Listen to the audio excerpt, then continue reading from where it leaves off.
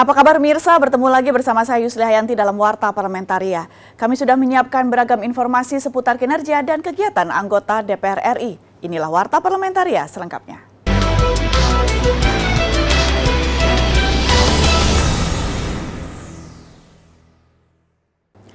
Komisi 1 mendorong Kementerian Komunikasi dan Informatika melanjutkan pemerataan akses internet di seluruh wilayah Indonesia. Komisi 1 menilai kemudahan akses internet harus diwujudkan seiring dengan digitalisasi di semua sektor. Ditemui di Gedung Nusantara II Kompleks Parlemen Senayan, Jakarta, baru-baru ini, anggota Komisi 1 DPR RI Nico Siahaan mengungkapkan, Komisi 1 terus mendorong pemerataan akses internet di seluruh wilayah Indonesia. Hal ini berkaitan dengan kebutuhan akses internet yang semakin tinggi. Bagaimana mereka mau keluar dari ketertinggalan kalau nggak kita bantu? Makanya ada kegiatan yang disebut dengan Bakti, ya kan? Nah, Bakti ini yang nanti akan memasang banyak tower-tower seluruh Indonesia. Nah, ini kami akan dorong terus, tetapi melihat keadaan sekarang mungkin ada beberapa refocusing yang harus dilakukan. Nah, itu masih terus digodok dan di sisi lain, kita masih sangat butuh juga internet ini dijalankan. Pembangunan tower-tower. Anggota Komisi 1 DPR RI Dev Akbar Syafikarno mengatakan ada beberapa daerah di Indonesia yang baru bisa mengakses 2G. Daerah-daerah inilah yang akan menjadi fokus utama pembangunan infrastruktur pemerataan sinyal akses internet. Masih banyak daerah yang belum tercover 4G. Nah, lalu bahkan ada beberapa daerah-daerah yang masih 2G bahkan. Jadi ya tugas dan tanggung jawab daripada Kominfo ini masih sangat luas untuk meningkatkan kemampuan daerah-daerah tersebut sehingga tidak ada lagi daerah yang tidak tercover dan semua daerah bisa mendapatkan dan menikmati sambungan internet. Amita dan Dwi, TVR Parlemen melaporkan. Komisi 11 DPR RI menyoroti minimnya penyerapan anggaran pemulihan ekonomi nasional dalam rangka mendorong daya beli masyarakat dan pertumbuhan ekonomi nasional. Komisi 11 DPR RI menilai pemerintah perlu segera merealisasikan bantuan sektor UMKM, bantuan pekerja yang terdampak PHK, dan bantuan sosial masyarakat berpenghasilan rendah.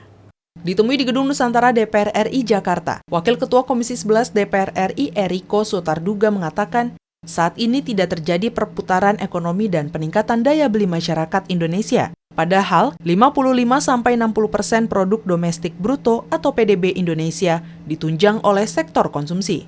Sekarang ini yang bisa diharapkan perputaran perekonomian dengan cepat adalah dana dari pemerintah. Dana untuk apa? Apapun itu. Apakah penggunaan untuk bansos, apakah penggunaan untuk kesehatan, apakah penggunaan untuk UMKM, apakah penggunaan untuk membantu korporasi. Tapi yang paling penting bagaimana penyalurannya ini bisa segera terrealisasi. Sehingga ekonomi ini bisa berputar lebih cepat. Nah, kalau ditanya optimisme, kita masih optimis, paling tidak sampai akhir tahun.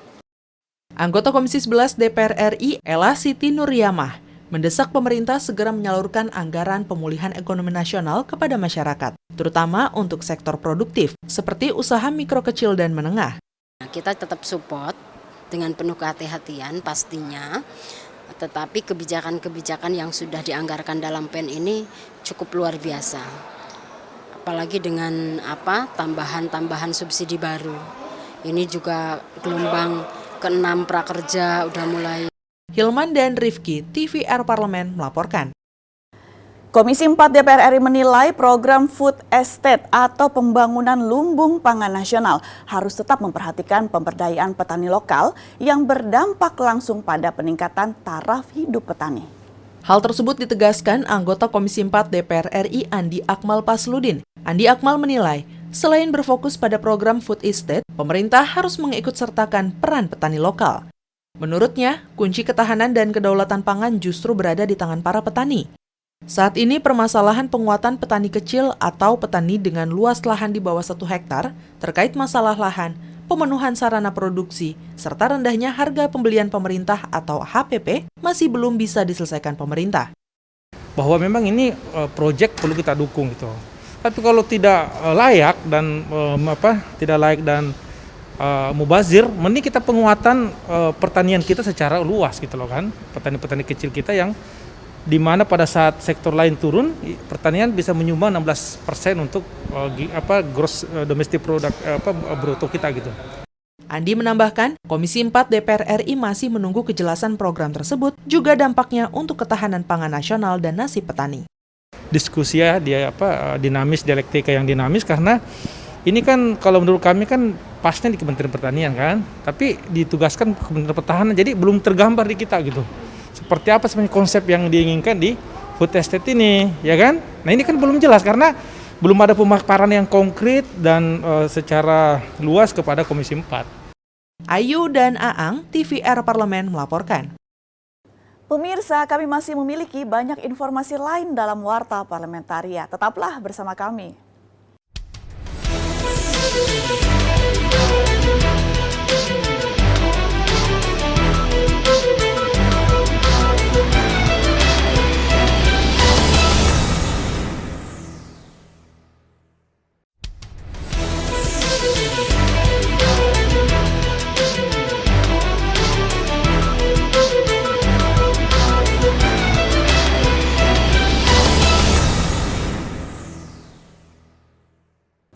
Anggota Komisi 6 DPR RI mendorong penyaluran subsidi pemerintah kepada masyarakat lebih efektif, efisien, dan tepat sasaran.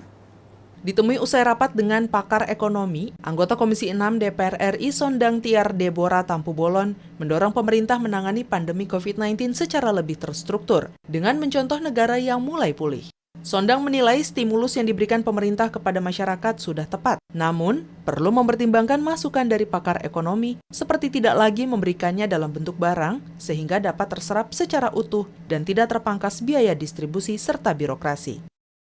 Langkah lebih tepatnya memang stimulus yang memang ditujukan kepada masyarakat yang memang membutuhkan, dalam hal ini keluarga-keluarga prasejahtera itu langsung diberikan secara tunai sehingga tidak ada potongan-potongan, dan bagaimana ketika itu diserahkan secara tunai mereka bisa langsung belanja.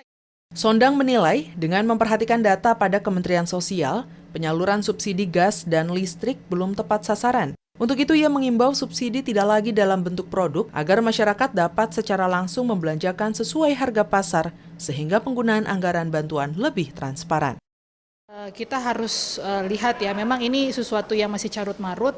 Subsidi-subsidi ini masih banyak dinikmati oleh kalangan-kalangan yang memang sebenarnya tidak membutuhkan. Nah, bagaimana caranya? Kami sudah sangat mengapresiasi walaupun ini sudah hasil daripada dorongan DPR dari periode-periode sebelumnya bahwa subsidi produk itu jangan lagi ke produk.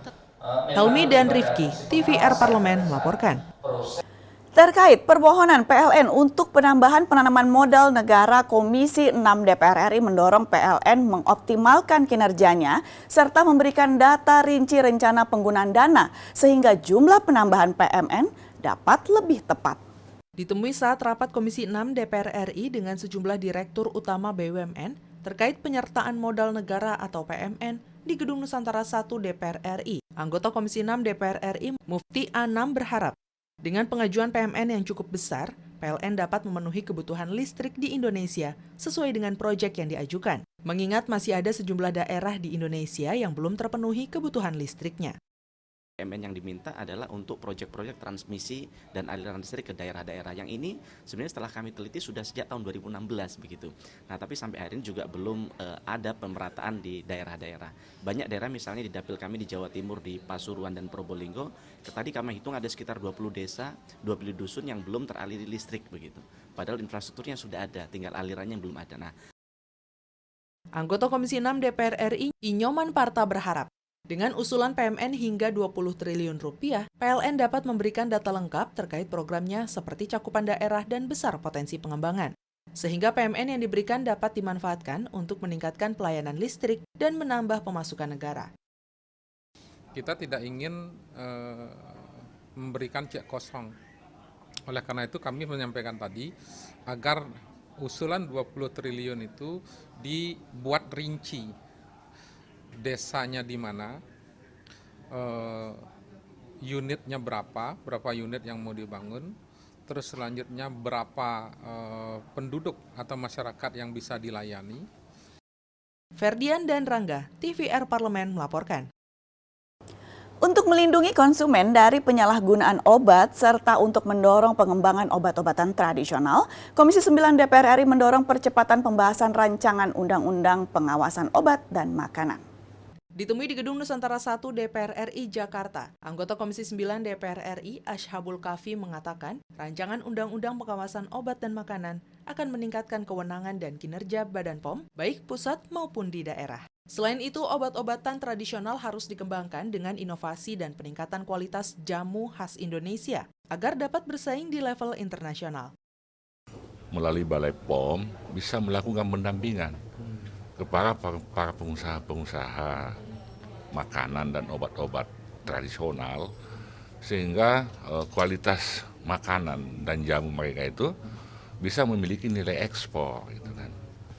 Undang-undang ini juga akan memberikan proteksi kepada para pengusaha jamu.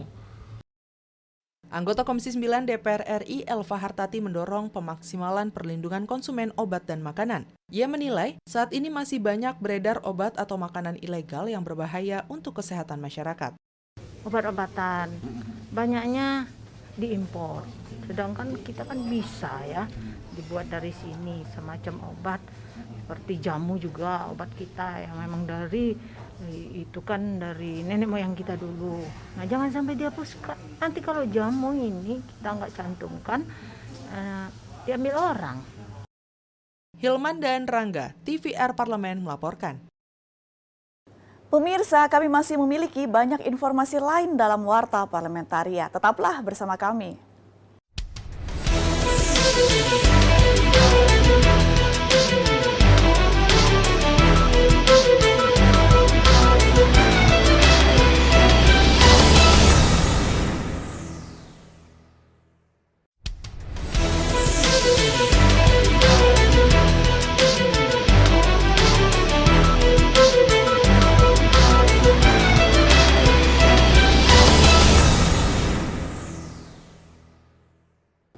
Interparliamentary Union atau IPU telah menjadi wadah bagi parlemen di dunia untuk berdiskusi dan mencari solusi atas permasalahan di dunia selama 130 tahun. Saat menghadiri acara peluncuran buku 130 tahun berdirinya IPU secara virtual, Ketua Badan Kerjasama Antar Parlemen DPR RI Fadlizon mengatakan, sebagai salah satu jalur diplomasi, IPU telah berkontribusi dalam peningkatan demokrasi di dunia. Fadlizon menilai, dialog serta forum antar parlemen yang diselenggarakan oleh IPU telah mampu memberikan solusi atas masalah-masalah penting. For 130 years, IPU has been committed towards the promotion of democracy and interparliamentary dialogue. On a regular basis, IPU gather parliamentarians from the world over to engage in dialogue and tabling issues that need urgent attention.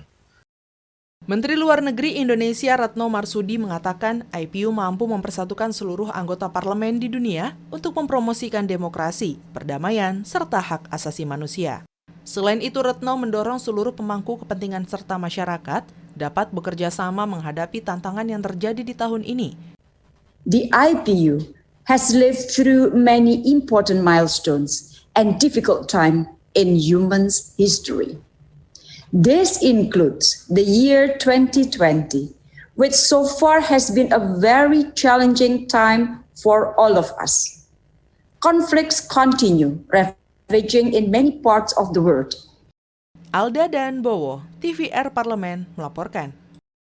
Badan Anggaran atau Banggar DPR RI memastikan APBN tahun 2021 lebih difokuskan pada pemulihan ekonomi nasional atau PEN dan pemberian stimulus-stimulus bagi yang terdampak COVID-19. Di Gedung Nusantara 2 DPR RI Jakarta, Ketua Banggar DPR RI Said Abdullah mengungkapkan pengalokasian anggaran untuk program PEN dalam APBN tahun 2021 diantaranya untuk pengadaan vaksin dan peningkatan alat-alat medis. Selain itu, anggaran bantuan-bantuan sosial dan subsidi akan ditambah. Jika ancaman defisit anggaran membesar, pemerintah harus segera dan seoptimal mungkin kembali melakukan refocusing anggaran dengan mengurangi belanja kementerian dan lembaga yang tidak prioritas. Target penerimaan pajak tidak tercapai dan defisit 5,7%, tidak boleh lagi di atas itu.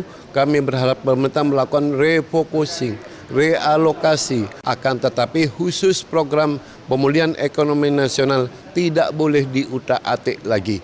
Bahkan kalau perlu tetap ditambah. Ketua Banggar DPR RI Said Abdullah memprediksi penerimaan negara baik dari sektor pajak maupun bukan pajak masih memungkinkan mengalami penurunan di tahun 2021. Untuk itu, pemerintah diminta fokus mengalokasikan APBN terhadap program pemulihan ekonomi nasional agar mendorong pertumbuhan ekonomi nasional terus bergerak dan membaik. Terhadap pemulihan ekonomi nasional dari 365 menjadi 500 triliun. Karena fokus utama dalam APBN sesungguhnya adalah pada program ekonomi pemulihan ekonomi nasional. Nur Fuad dan Kristio, TVR Parlemen melaporkan. Anggota Komisi 10 DPR RI meminta seluruh atlet nasional tetap melakukan pelatihan demi menjaga kebugaran tubuh meski di tengah pandemi COVID-19. Hal ini penting sebagai persiapan menghadapi berbagai turnamen atau perlombaan olahraga di dalam maupun di luar negeri. Di Gedung Nusantara 1 DPR RI Jakarta, Johar Arifin menilai kegiatan pelatihan dan persiapan atlet nasional jangan terganggu oleh pandemi COVID-19 dan pemberlakuan PSBB. Menurunnya intensitas pelatihan di masa pandemi COVID-19 menuntut kemampuan para atlet melakukan persiapan secara mandiri maupun berkelompok, tentunya dengan tetap menerapkan protokol kesehatan dan sesuai ketentuan pengurus besar masing-masing cabang olahraga.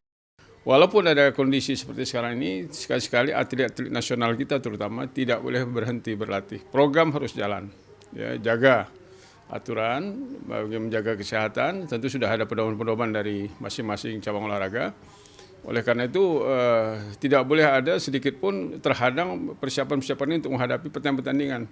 Anggota Komisi 10 DPR RI Johar Arifin juga menghimbau seluruh masyarakat rutin berolahraga selama pandemi COVID-19 saat menjalankan aktivitas di rumah. Hal ini penting untuk menjaga tubuh selalu bugar dan menjaga imun tubuh tetap baik, namun tetap harus menerapkan protokol kesehatan. Tentu semangat metode kita tetap tiada hari tanpa olahraga. Jadi kita harus olahraga agar tubuh segar dan sehat. Ini barangkali salah satu usaha kita menghadang pandemi COVID-19 ini dengan bugarnya tubuh kita masing-masing. Fajar dan Kristio, TVR Parlemen melaporkan. Demikianlah beragam informasi seputar aktivitas DPR RI yang sudah kami susun dalam Warta Parlamentaria. Saya Yusila Yanti berserta kerabat kerja yang bertugas mohon undur diri. Terima kasih atas perhatian Anda dan sampai jumpa.